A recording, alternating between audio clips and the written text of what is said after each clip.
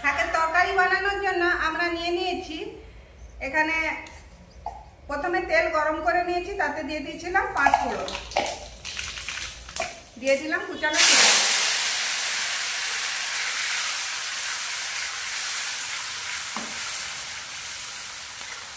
এখানে আমরা নিয়েছি বেগুন, সারু আর আলু আমরা কেটে ধুয়ে নিয়েছি। সারু মানে কচু? সারু মানে কচু। ঠিক এইভাবে ভাজা হয়ে গিয়েছে, এবার দিয়ে দিলাম আলু, বেগুন আর কচুগুলো।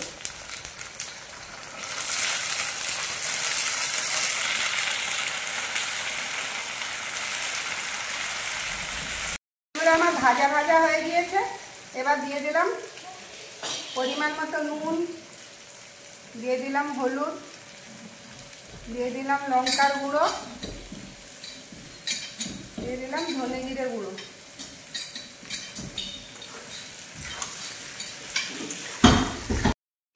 এবারে দিয়ে দেবো কেটে ধুয়ে রাখা শাকটা।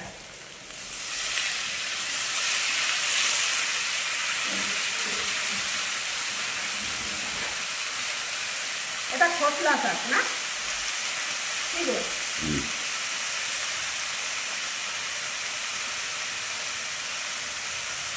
এটা উড়িয়াতে কি বলে? এটা তো বাংলাতে খোসলা শাক বলে।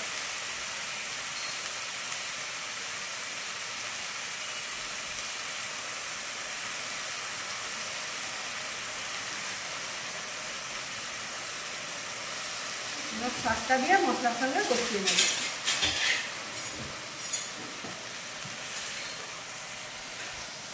করতে করতে আমি নিয়ে নিয়েছি চিংড়ি মাছ, তাতে অল্প একটু নুন আর হলুদ মাখিয়ে হালকা ভেজে নেব। তেল আমাদের গরম হয়ে গিয়েছে, এবার দিয়ে দেবো চিংড়ি মাছগুলো। চিংড়ি মাছের কি হবে? চিংড়ি মাছের মশলা ভুনা।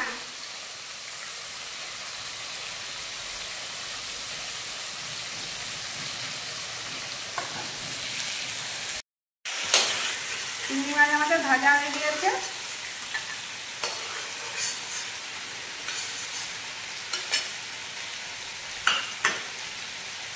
এবার আমরা একটা এলাচ, একটা দারুচিনি দিয়ে দিলাম, আর ওই তেলের মধ্যে কিছুটা তেল দিয়ে দিলাম।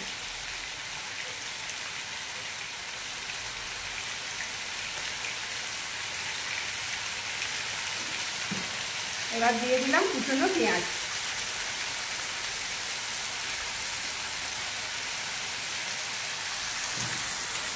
পেঁয়াজটা এদিকে লাল হবে। শাক আমাদের কষানো হয়ে গিয়েছে, এবার দিয়ে দিলাম এটা পোস্ত বাটা।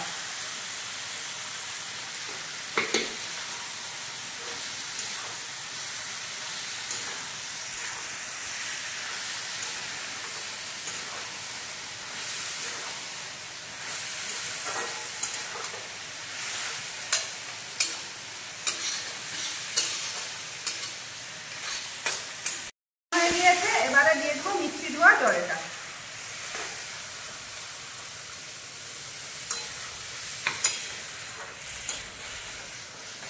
দিয়েছে আর শাকটা আমি ঢাকা দিয়ে সিদ্ধ হতে দেবো। পেঁয়াজ লাল লাল ভাজা হয়ে গেছে, এবার দিয়ে দিলাম আদা রসুন বাটা, আদা রসুন আর কাঁচা লঙ্কা বাটা।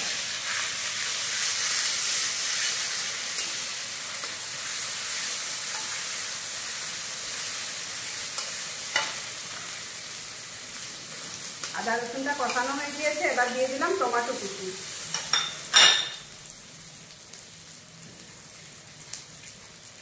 দিয়ে দিলাম পরিমাণ মতো নুন, হলুদ, লঙ্কা গুঁড়ো, ধনে জিরে গুঁড়ো। এবার এটাকে জল দিয়ে কষিয়ে নেব।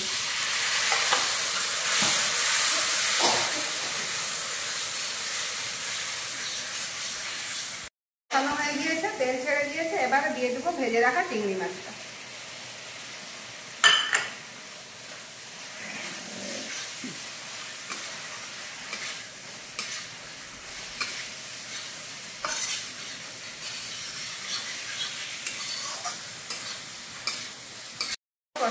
গিয়েছে, এবার অল্প একটু জল দিয়ে দেবো।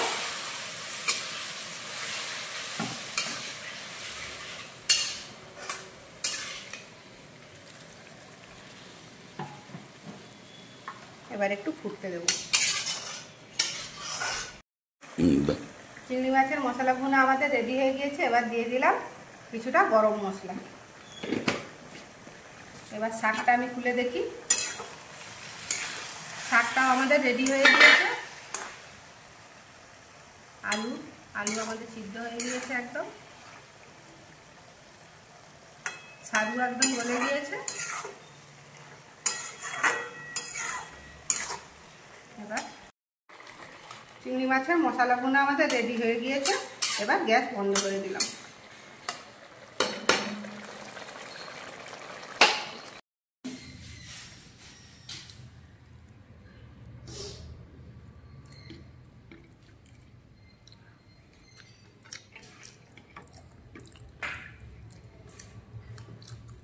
সারু দিয়ে শাক দারুণ হয়েছে। দেখে চিংড়ি মাছ একটা,